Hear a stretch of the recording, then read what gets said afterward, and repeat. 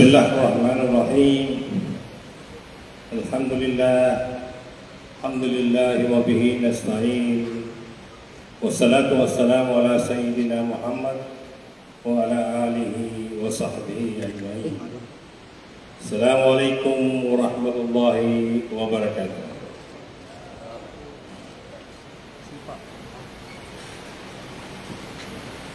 Unang-una, nais kong iparating ang mainit na pagbati sa inyong lahat. Sa mga kapwa leaders at kasapi ng Moro Islamic Liberation Front na narito ngayon, sa mga opisyal ng national government, mga kagalang-galang na panauhin mula sa Bangsamoro government, dignitaries from the international community, and our development partners, fellow advocates for peace and development.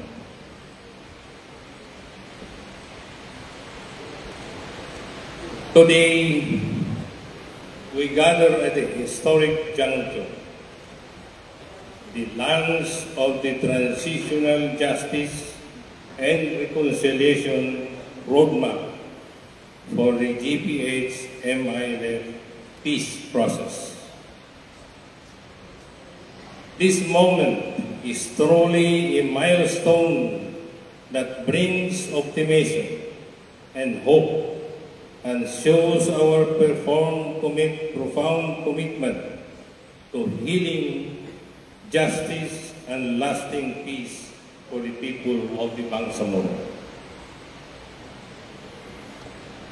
The Normalization Annex of the Comprehensive Agreement of the Bangsamoro, CAB, mandates the establishment of the Transitional Justice and Reconciliation Commission, or TGRC, to investigate and document the legitimate grievances, historical injustices, human rights abuses, and marginalization faced by the Bangsamoro and indigenous communities.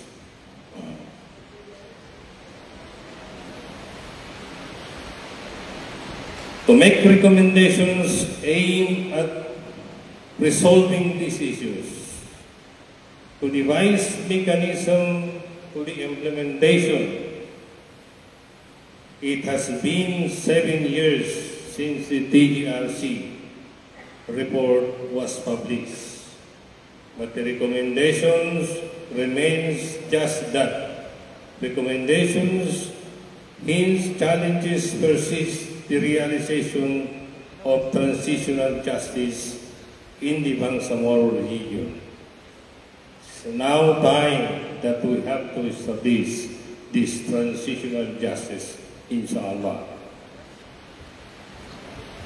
For decades, the Bangsamoro has endured conflict, pain, and displacement. Generations have borne the heavy burden of war, facing losses of lives, homes, and trust in institutions. Yet, amidst this pain, the resilience and hope of the Bangsamoro people have never wavered. The roadmap we launch today recognizes that true peace depends not just on ending violence, but on addressing the wounds left behind and building bridges between communities. This is the center agenda of our transition period. We have to thank the technical working group composed of representatives from the MILF and the government of the Philippines and created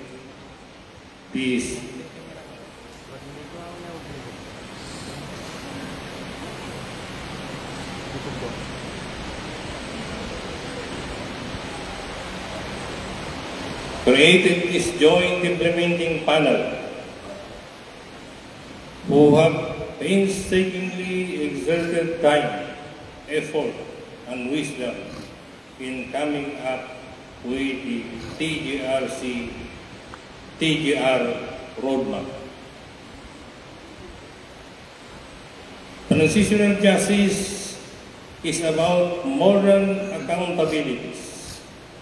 It is about restoring dignity to victims of conflict.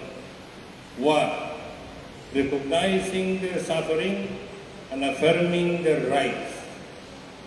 The roadmap offers a framework to ensure truth-telling, redress of legitimate grievances, address historical injustices and human rights violations, to guarantee the non-recurrence of the past injustices, and finally, for healing and reconciliation, a necessary step towards the comprehensive implementation of transitional justice measures.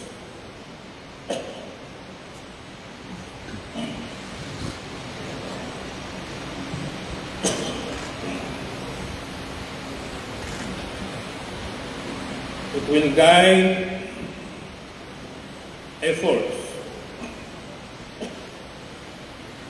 to investigate abuses, provide preparedness, foster community dialogue, and build a mechanism that respect the cultural and historical context unique to the Bangsamoro people.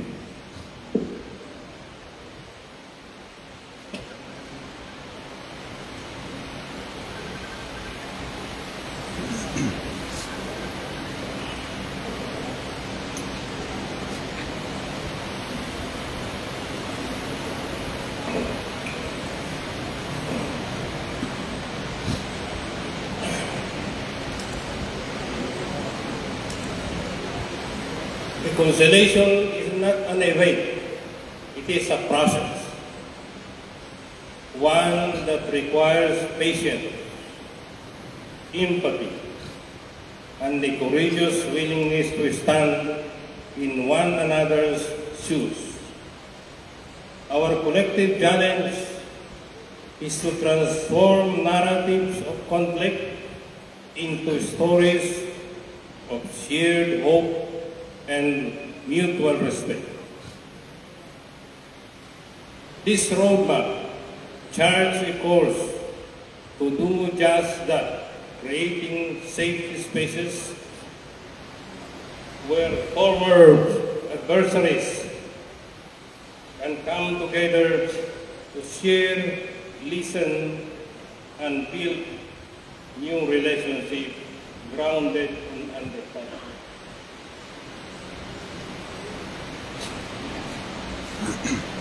On the part of the Bangsamoro government, I understand that the Bangsamoro Transition Authority Parliament is currently legislating on the creation of the Bangsamoro Transitional Justice and Reconciliation Commission. While this is a welcome development, the national government, through the House of Congress, is in the best position to strengthen institutionalization and gathering national support by creating a National Transition Justice and Reconciliation Commission. We humbly urge members of Congress to take time and model the nation's commitment, collective action, and deep-rooted understanding for the cause against injustices and tyranny. Please pass the law creating the National TGR Commission.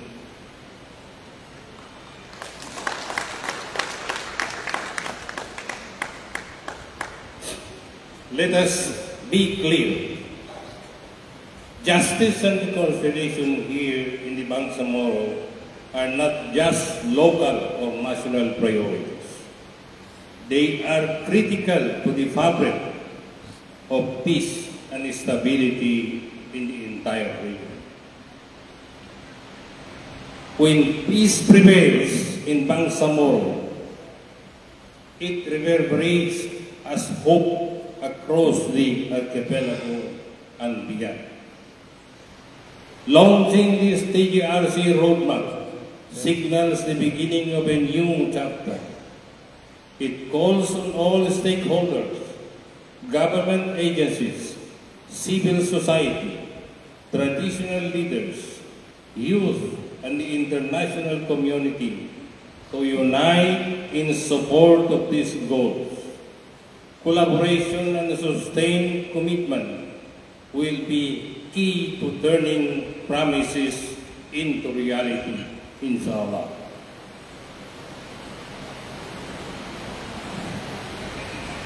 In closing, may this TGR roadmap guide us faithfully, inspire us continually, and remind us daily that the path to peace is paved with justice, compassion, and unity.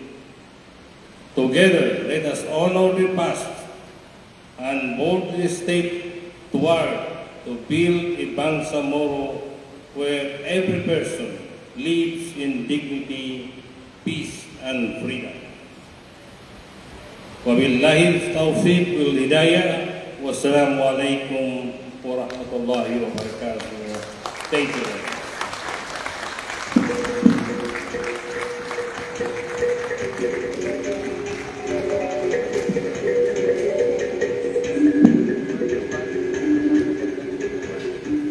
Shukran, Sir Abud.